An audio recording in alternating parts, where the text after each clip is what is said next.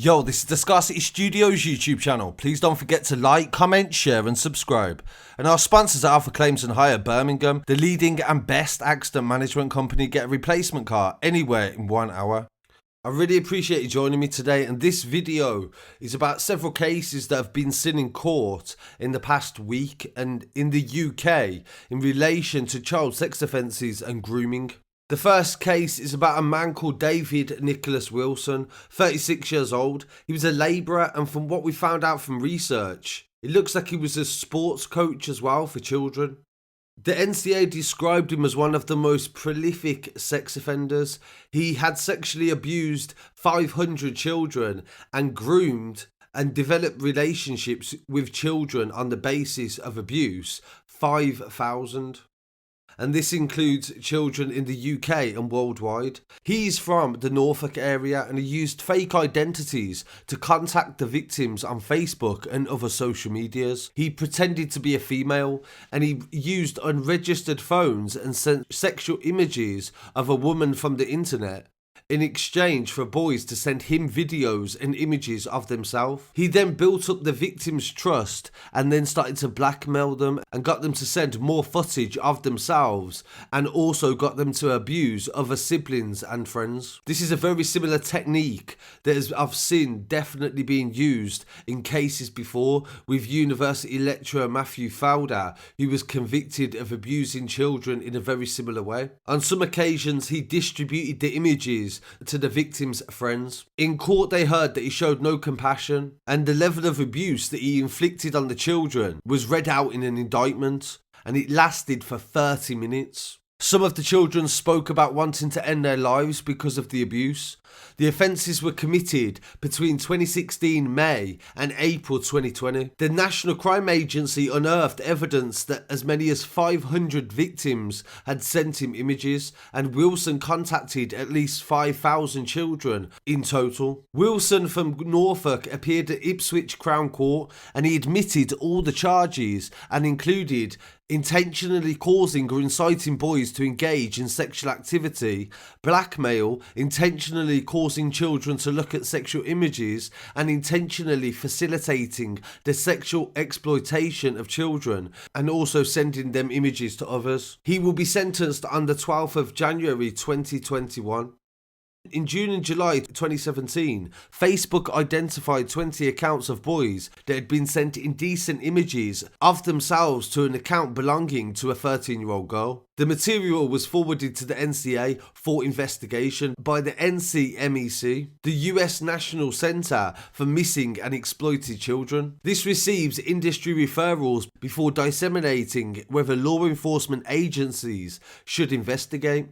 So this actually shows that Facebook have access to be able to view the images that you receive in your inbox.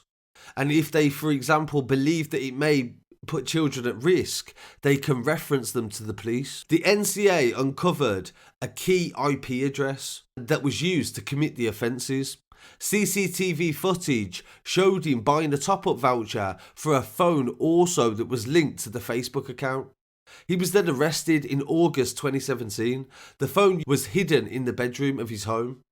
He was released on bail pending investigation, and the NCA uncovered a web of fake social media identities that he used to commit offences. NCA investigators used massive amounts of communication data to link the offending profiles and ultimately prove that Wilson was responsible for those offences. Between November 2017 and January 2018, that Facebook made dozens more referrals, all containing Facebook content, and 90 referrals to the NCA. Their information was crucial to getting justice for Wilson. Currently though, Facebook plans, they said, to encrypt the messengers, which will mean that Wilson will be able to go undetected if he was to do this in the future. In order to obtain the relevant information, Facebook, Snapchat, Google and Instagram was prepared to submit US authorities via the Crown Prosecution Service. This was a legal process that took 2 years to complete, and the NCA received the relevant evidential material in October 2019. It contained more than 250,000 messages to analyse, and the scale of Wilson's offending became clear when the victims across the UK, America and Australia came forward. Wilson was charged with 3 counts and remanded it in August of 2020. So Facebook did actually try to prevent the information being used in a court of law, it seems. Obviously, it doesn't look good for them if any sort of user's information is easily watched and monitored.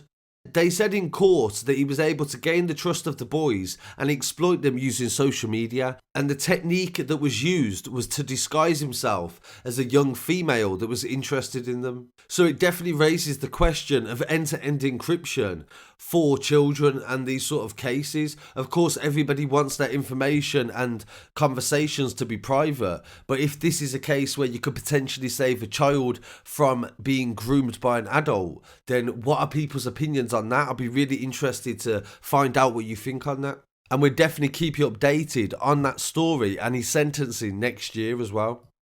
And in other news related to child sex offenders, a child sex offender that was described as the worst in Britain, Richard Huckle, has been murdered in prison. Richard Huckle has been raped and strangled to death in his cell during a carefully planned attack, they said, by fellow prisoner Paul Fitzgerald. The 30-year-old alleged attacker wanted his victim to feel the pain that he inflicted on the children. Huckle was serving life for abusing 191 children. But the guy, Paul Fitzgerald, that actually killed him, he himself actually sexually assaulted a woman. A court heard that Fitzgerald was a sex offender, and he put a pen inside Richard's nose and shoved it into his brain, and he sexually assaulted him with a kitchen utensil. Jurors were told that Huckle was murdered in a prolonged attack designed to humiliate and degrade him at HMP Full Sutton in East Yorkshire in October 2019. The prosecution, Alistair MacDonald, said Fitzgerald was jailed indefinitely in 2009 for a sex attack on a dog walker. It was a form of punishment for the crimes that Huckle had committed. The evidence was heard at Hull Crown Court, and it was on the first day of the murder trial that Fitzgerald denied that it was murder. The prosecution said that Richard was killed in his own cell in the Category A facility at Pocklington, and it happened at 10 a.m. on October the 13th, 2019. He said that Richard had been stabbed in the neck with a weapon that was made from inserting a screw inside a melted toothbrush. They said how fellow inmate Richard Marina had discovered that Fitzgerald was on top of Richard and attacking him. His hands and feet were tied, and Richard was face down as he was being strangled with a ligature. There was a pool of blood around his head, the prosecution said. 2 prison officers ran to his cell, and they discovered Fitzgerald in the same position and his face up against Richard. They told the police the attacker seemed to be whispering in the ear of the victim, although it was not known what he said. After forcibly removing Fitzgerald from the cell, he said that he thought he killed him. He's dead, he said. He's dead. A search of the prisoner found 3 weapons, a vape, 2 condoms, and a guitar string and a bottle of lubricating jelly. Prison staff attempted to give Richard CPR and use a defibrillator on him, but he was pronounced dead at the scene at 12:30 that day. A post-mortem examination concluded that he died from strangulation using the ligature in the form of an electrical cable sheath. The bruises and abrasions across his body was evidence, they said, that he'd been sexually assaulted with something that was 4 inches big. Mr. MacDonald, the prosecutor, said the day after the killing, Fitzgerald told the mental health care worker, Mr. Brennan, that he planned to murder 2 or 3 people. He said he was having too much fun with Richard. According to the prosecution, he also said that he wanted to cook bits of his body as well. Fitzgerald allegedly told the doctor that he'd been having thoughts of killing people and eating them for a long time. He said he felt high as a kite when he killed him, and it was amazing, and he would recommend it to anyone. He also said, but can they send him to the hospital? Senior nurse manager Mr. Brennan described the demeanour of the defendant when he was making the revelations as calm and with no remorse.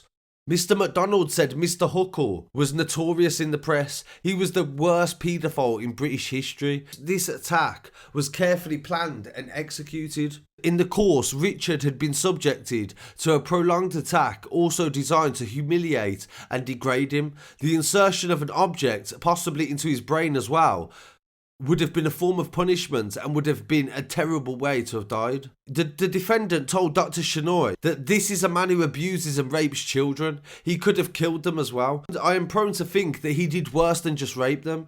What he did was lay down with them, take his pants down, and they knew what was coming. They did not enjoy what he did. I know what it feels like, but he doesn't. Rape was more about getting a taste of what he did to the children. Richard Huckle was given 22 life sentences back in 2016 for the unprecedented number of offences against children between 6 months and 12 years old. He was a freelance photographer from Ashford and Kent, and he targeted vulnerable children while working in orphanages in Malaysia and Cambodia. Richard visited Southeast Asia as well on a gap year, aged 19, and he returned after masquerading as a teacher. And this is what he used to infiltrate the small and impoverished communities that he would abuse. So what a bizarre series of events to have actually occurred. And for both of these men, one is now dead and the other will spend the rest of his life in prison. So I really appreciate you joining me for this story. I really want to hear what people have to say in the comments. Please don't forget to like, comment, share and subscribe. I'll be back again very shortly with some more news. Peace.